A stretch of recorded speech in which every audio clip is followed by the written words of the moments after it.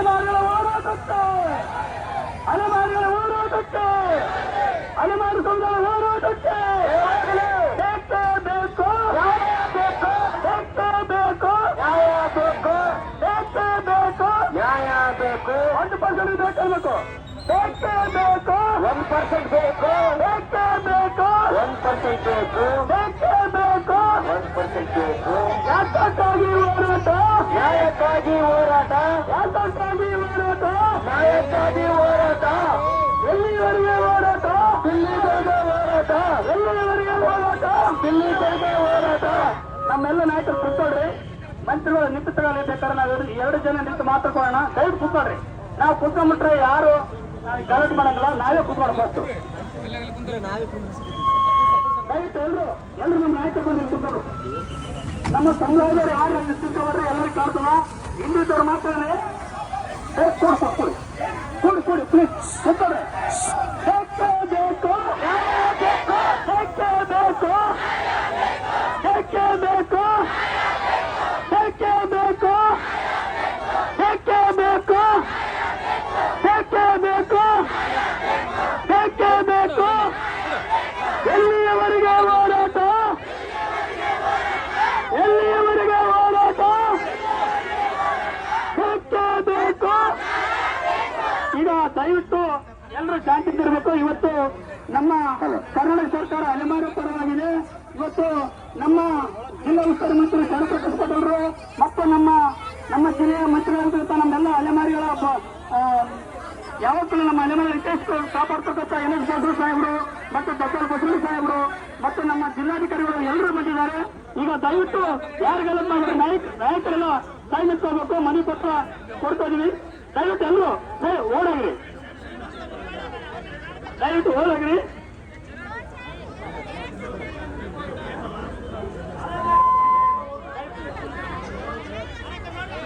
Sir.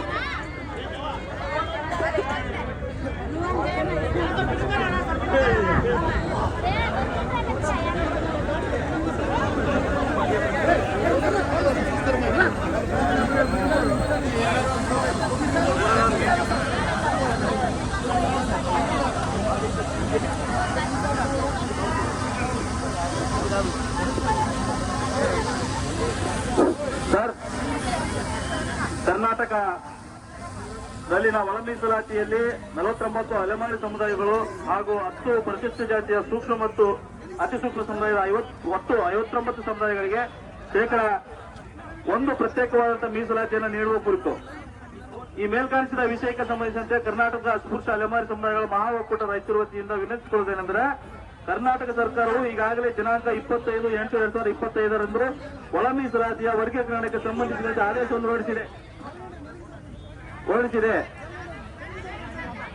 ಆದರೆ ಕರ್ನಾಟಕ ಸರ್ಕಾರದ ಈ ಆದೇಶವು ಸರ್ವೋಚ್ಚ ನ್ಯಾಯಾಲಯ ದಿನಾಂಕ 1/8/2024 ಮೀಸಲಾತಿಯ ವರ್ಗೀಕರಣದ ಕುರಿತು ನೀಡಿದ ಮಹತ್ವದ ತೀರ್ಪಿಗೆ ವಿರುದ್ಧವಾಗಿದೆ. ಭಾರತ ಸರ್ವೋಚ್ಚ ನ್ಯಾಯಾಲಯವು ದಿನಾಂಕ 1/8/2024 ಮೀಸಲಾತಿಯ ವರ್ಗೀಕರಣದ ಕುರಿತು ನೀಡಿದ ಮಹತ್ವದ ತೀರ್ಪನ್ನು ನೀಡಿತ್ತು. ಕಳೆದ 75 ವರ್ಷಗಳಲ್ಲಿ ಮೀಸಲಾತಿಯ ಮೂಲ ಸೂಕ್ತ ಪ್ರಾತಿನಿಧ್ಯ ಪಡೆಯದ ಅಲೆಮಾರಿ ಸಮುದಾಯಗಳಲ್ಲಿ ಈ ತೀರ್ಪು ಹೊಸ ಭರವಸೆಯನ್ನು ಮೂಡಿಸಿತ್ತು. ಸದರಿ ಈ ತೀರ್ಪು ಆಧರಿಸಿ ರಾಜ್ಯದಲ್ಲಿ ಒಳ ಮೀಸಲಾತಿಯನ್ನು ಜಾರಿಗೆ ತರುವ ಸಲುವಾಗಿ ಕರ್ನಾಟಕ ಘನ ಸರ್ಕಾರವು ಸಾಕಷ್ಟು ಇದೆ ಸರ್, ದಯಮಾಡಿ ಹೇಳೋದ್ರ ಸಂಕ್ಷಿಪ್ತ ಹೇಳ್ಬಿಡ್ತೀವಿ ಸರ್. ಅಲೆಮಾರಿಗಳಿಗೆ ಸರ್ ಇವತ್ತು ನಿಮ್ಮ ಸರ್ಕಾರ ಮರಣಶಾಸನ ಬರ್ತಿದೆ. ಬಹುಶಃ ಇವತ್ತು ನಮ್ಗೆ ಏನ್ ಕೊಟ್ಟಿದೆ ಅಂದ್ರೆ ನಿಮ್ಮ ಸರ್ಕಾರ ಎಲ್ಲ ಕೊಟ್ಟಿತ್ತು. ಅದನ್ನ ಕೊಟ್ಟಿದ್ದು ಸಿದ್ದರಾಮಯ್ಯ ಸರ್ಕಾರನೇ ನಮಗೆ ಅಲೆಮಾರಿ ಕೋಶವನ್ನ ಪ್ರತ್ಯೇಕವಾಗಿ ಸ್ಥಾಪನೆ ಮಾಡಿ ನಮ್ಗೆ ಅನ್ನ ಕೊಟ್ಟಿತ್ತು. ನಾವು ದೇವರಂತ ಭಾವನೆ ಮಾಡ್ಕೊಂಡು ನಿಮ್ಗೋಸ್ಕರ ಸರ್ ಸಾಕಷ್ಟು ಬೇರೆ ಬೇರೆ ಪಕ್ಷದಿಂದ ನಾವು ಎಲ್ಲ ಇದಾಗ್ಬಿಟ್ಟು ನಾವು ಎಲ್ಲ ಗುರಿಯಾಗಿದ್ದೀವಿ. ಆದ್ರೂ ಕೂಡ ಕಾಂಗ್ರೆಸ್ ಪಕ್ಷಕ್ಕೆ ನಾವೆಲ್ಲ ಅಲೆಮಾರಿ ಸಮುದಾಯ ಟೀಮ್ ಮಾಡ್ಕೊಂಡು ಹೋಗ್ಬಿಟ್ಟು ರಾಜ್ಯದಲ್ಲಿ ಎಲ್ಲಾ ಕಡೆ ಇದು ಮಾಡಿದೀವಿ ಸರ್. ಆದ್ರೆ ನಮ್ಮ ಅಲೆಮಾರಿ ಸಮುದಾಯಗಳಿಗೆ ನಾವು ಪ್ರಾತಿನಿಧ್ಯ ನೀಡ್ತೀರಿ ಅಂತ ಹೇಳಿ ಬಹಳ ಆಶಾಭಾವನೆ ಇಟ್ಕೊಂಡಿದ್ದೀವಿ ಸರ್. ನಾನು ಮುಖ್ಯಮಂತ್ರಿ, ನಾನು ಕೂಡ ಕ್ಯಾಬಿನೆಟ್ ಮುಂದ್ಗಡೆ ಇರ್ತೀನಿ ಸರ್. ಅಲ್ಲಿ ರಾಜಕಾರಣ ಮಾಡಿದ್ರು ನಮ್ಮನ್ನೆಲ್ಲ ಇಟ್ಕೊಂಡು ಹೋಗ್ಬಿಟ್ಟು ಸರ್. ಅಲ್ಲಿ ಬಹಳ ನೋವಾಗ್ತದೆ. ಇದು ಅಲೆಮಾರಿ ಸಮುದಾಯಗಳಿಗೆ ಮಾಡಿರ್ತಕ್ಕಂಥ ಮರಣ ಶಾಸನ ಸರ್. ದಯಮಾಡಿ ತಮ್ಮ ಕೈ ಮುಗಿಸಿ ಸರ್. ಸರ್ ದಯವಿಟ್ಟು ನಿಮ್ಗೆ ಒಂದೇ ಒಂದು ಪಾಯಿಂಟ್ ನಿಮ್ಗೆ ಗಮನಕ್ಕೆ ತರ್ತಾ ಇದ್ದೀನಿ.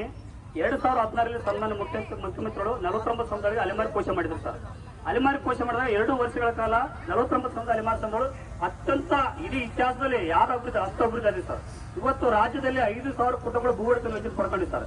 2016ರಿಂದ 18ರವರೆಗೆ ನಮಗೆ ಇರತಕ್ಕಂಥ ಸೌಲಭ್ಯಗಳು ಮತ್ತೆ ಯಾರು ಮತ್ತೆ ಆ ತರ ಸೌಲಭ್ಯ ಮತ್ತೆ ಸಾಧಿಲ್ಲ ಸರ್.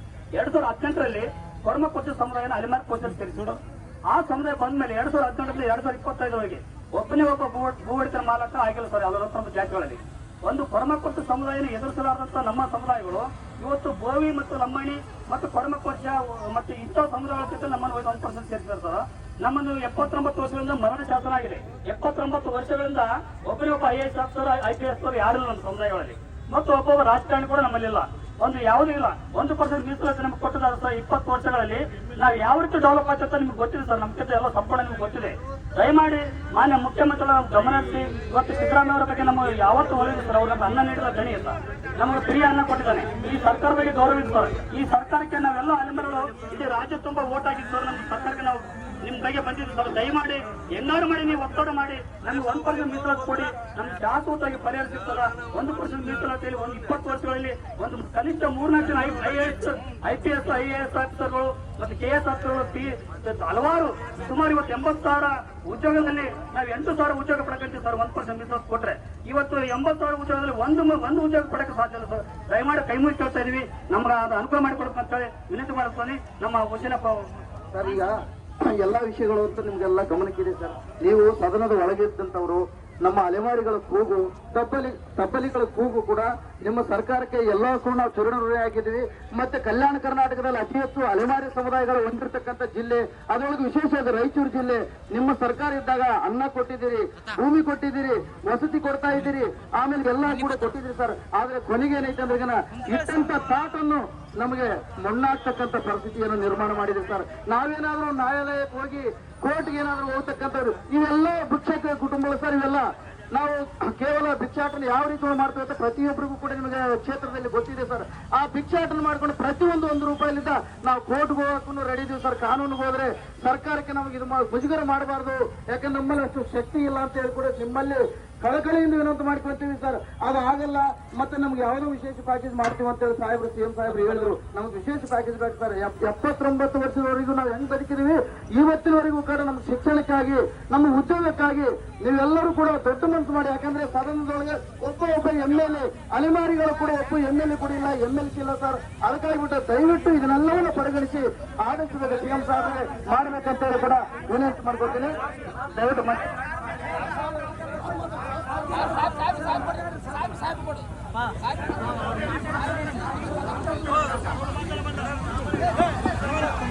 ಈಗಾಗಲೇ ತಾವು ಹೇಳುವಂತ ವಿಷಯ ನಮಗೆಲ್ಲರಿಗೂ ಗೊತ್ತಾಗಿದೆ. ಸನ್ಮಾನ್ಯ ಮುಖ್ಯಮಂತ್ರಿಗಳಿಗೂ ಗೊತ್ತಾಗಿದೆ.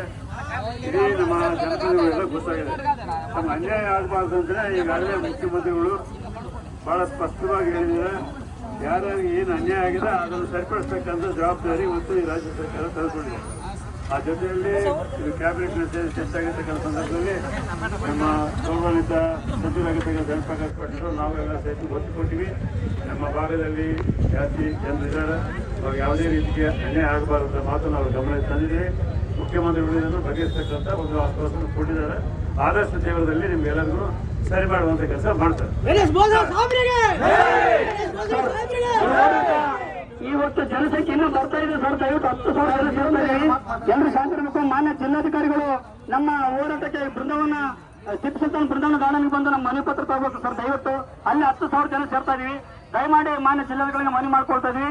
ದಯವಿಟ್ಟು ಎಲ್ಲ ಅಲೆಮಾರಿ ಸಮುದಾಯ ಶಾಂತಿಯಿಂದ ಕೂಡಬೇಕು. ಹೋರಾಟ ಮುಗಿದಿಲ್ಲ, ಬರೀ ನಮ್ಮ ಮನೆ ಪತ್ರ ಕೊಟ್ಟಿವಿ. ಇವತ್ತು ದೊಡ್ಡ ಮಟ್ಟದಲ್ಲಿ ಇನ್ನ ಕಲಾವಿದರು ಸಾವಿರಾರು ಸಂಖ್ಯೆಯಲ್ಲಿ ಬರ್ತಾ ಇದ್ದಾರೆ. ಇವತ್ತು ಬಾಬಾ ಸಾಹೇಬ್ ಅಂಬೇಡ್ಕರ್ ಅವರಿಗೆ ಮಾಲಾರ್ಪಣೆ ಮಾಡಿ ನಮ್ಮ ಇಲ್ಲಿದ್ದ ಹೋರಾಟ ಪಾದಯಾತ್ರೆ ಇರ್ತದ ಟಿಪ್ಪು ಸುಲ್ತಾನ್ ಗಾರ್ಡನ್ವರೆಗೆ. ದಯವಿಟ್ಟು ಎಲ್ಲರೂ ಶಾಂತಿಯಿಂದ ಕೂತ್ಕೋಬೇಕು. ಎಲ್ಲರೂ ನಿಧಾನದಿಂದ ತಮ್ಮ ತಮ್ಮ ಕಲೆ 5,000 ಜನಸಂಖ್ಯೆ ಕೂಡ 5,000ರಿಂದ 6,000 ಜನಸಂಖ್ಯೆ ಬರ್ತಾ ಇದೆ. ನಿಧಾನದಿಂದ ಶಾಂತಿಯಿಂದ ಹೋರಾಟ ಮಾಡಬೇಕು. ಇದಕ್ಕೆಲ್ಲವೂ ಕೂಡ ಪೊಲೀಸ್ ಇಲಾಖೆ ಕೂಡ ಸಹಮತವನ್ನು ಕೊಡಬೇಕು. ಮತ್ತೆ ಯಾವುದೇ ಒಂದು ರೀತಿಯ ಕಾನೂನು ಬಾಹಿರವಾಗಿರ್ತಕ್ಕಂಥ ಯಾವುದೇ ಕೆಲಸವನ್ನು ಮಾಡುವುದಿಲ್ಲ.